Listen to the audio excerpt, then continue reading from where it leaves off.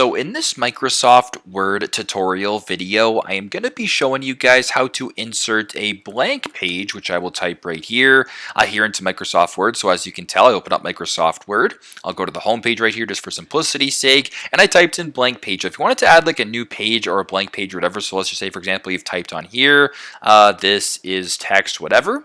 Just like that. If you want to add a blank page to your document, it's super straightforward. Simply just go to the top left here as I was just on, press on Insert.